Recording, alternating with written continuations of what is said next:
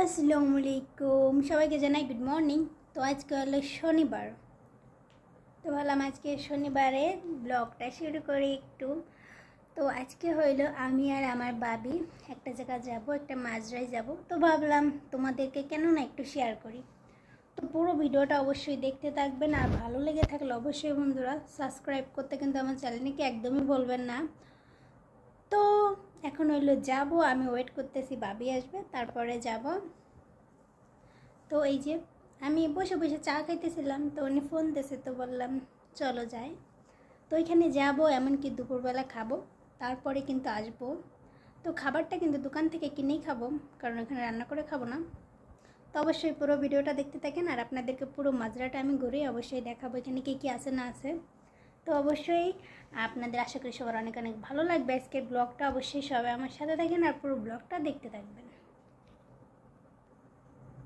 তো এইখানে দেখো ওই যে মাজরার ভিতরে না অনেক বড় একটা বাড়ি আছে। এই বাড়িটা কেউ চাইলে ভাড়া নিতে পারে একদিনের জন্য, ঠিক আছে। এখানে যারা পার্টি করতে চায় বা কোনো অনুষ্ঠান করতে চায় এরকম এখানে।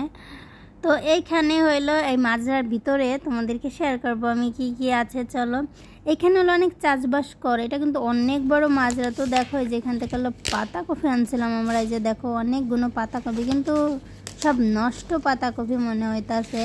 তো এখানে এলে বিশেষ করে সব কিছু চাষ করে, ঠিক আছে। তো এখানে অনেক সবজি আছে এখানে, যেমন সব ধরনের পাতাকপি, ফুলকপি সব কিছু কিন্তু এখানে লাগায়। তারপরে মূলো টুলো মানে যত ধরনের সবজি বলেন না কম বেশি সবই এখানে লাগায়, চাষ করে, যেখানে বাঙালিরা আছে।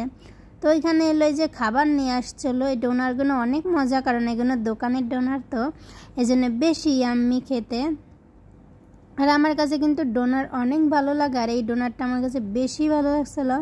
একটা জিনিসই জানি, দোকানের যে কোনো জিনিস না একটু বেশি মজা লাগে, আমার কাছে তো তাই মনে হয়। কারণ বাসায় তো এত সুন্দর করে ডোনাট বানাইতে পারি না, ঠিক আছে, পারি বানাইতে, তবে এতটা সুন্দর আর হয় না, মোটামুটি চলে এমনটাই, ঠিক আছে। তো ওই যে এখন এলে আমি একটু ডোনার খাইতেছিলাম, এখানে কিছু ফল ফ্রুট নিয়ে আসছিলো, তো ওইগুলো একটু খাইতেছিলাম। তারপরে তোমাদেরকে মাজরাটা একটু শেয়ার করব। তো এইখানে দেখো কত খেজুর গাছ, ছোট ছোট গাছে খেজুর ধরছে, মানে এত ভালো লাগতেছে। এখনো তো পাকিনি, ছোট, ওই জন্য কিন্তু গাছে অল্প অল্প লাগতেছে। আর 1 মাস পরে আসলে দেখা যাবে গাছে খেজুর প্রচুর হয়েছে খেজুর। তো এখানে দেখো এই যে পুরো মাজরাটা করে দেখালাম। আর এখানে হলে যে খাস পাতা দেখতে পাচ্ছ, ওমানের যে খাস পাতাটা বলে না, ওইটার ফুল, এই ফুল থেকে কিন্তু বীজি হবে, পরে কিন্তু আবার লাগানো হবে। তো এদিকে দেখো এই যে আর একটা খেজুর গাছ, মানে এত পরিমাণে খেজুর গাছ, মাশাআল্লাহ, দেখলেই মানে দেখতে মন চাইতেছে, এত সুন্দর। তো এদের দেখো কত সুন্দর সুন্দর খেজুর, ছোট ছোট ছোট ছোট, পুরো বাগানটা বড়। এইদিকে হলো সব শুধু খেজুর বাগানটাই একটু বেশি, আর এর ভিতর দিয়ে হলে সবাই চাষবাস একটু বেশি করে। এখানে হলে যে সিম গাছ, এইখানে যতবারই সিম ধরছে না কেন আমরা এসে নিয়ে গেছি, আমি বাবি আর আমার ননদ এসে নিয়ে গেছি। তো এখানে একটা বাঙালি ভাইয়া, উনি এখানে লাগায়, তো ওনাদের সাথে উনি আমাকে চেনে, আর এই জন্য উনি আমাদেরকে কিছু বলে না, এখান থেকে ওনার লাগানো জিনিস নিয়ে উনি কিছুই বলে না। তো উনি আরও আমাদেরকে দেয় সবসময়। তো আর এখানে হলো একটা বড়ই গাছ দেখতে পাচ্ছ, মাশাআল্লাহ, কিন্তু বড়ই নাই গাছে, আর বড়ই থাকলেও খাওয়ার মতন না, মানে পোকা আলা, ও মানে বড়ই হলো পোকা আলা বেশি, ঠিক আছে। এখানে দেখো পেঁপে রয়েছে গাছে, মানে ছোট্ট ছোট্ট গাছে পেঁপে ধরছে।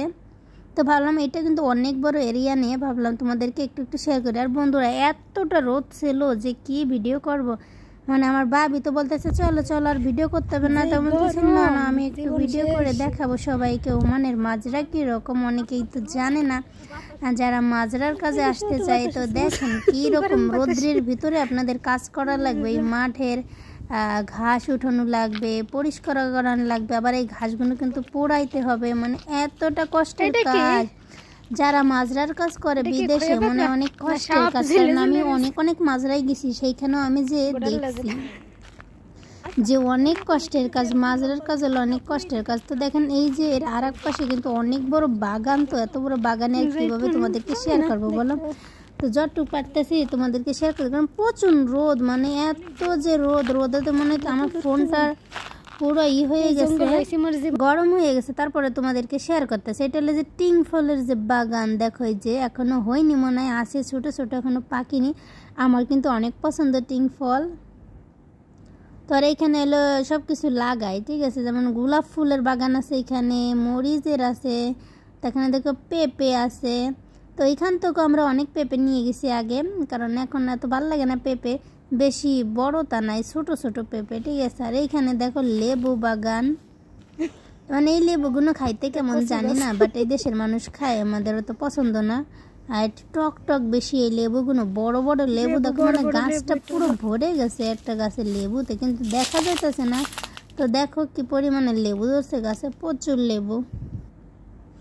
তো এইদিকে হলো প্রচুর লেবু গাছ আছে, এখানে দেখা যাইতেছে লেবুর বাগান, আর হলো যে সব খেজুর বাগান, ঠিক আছে।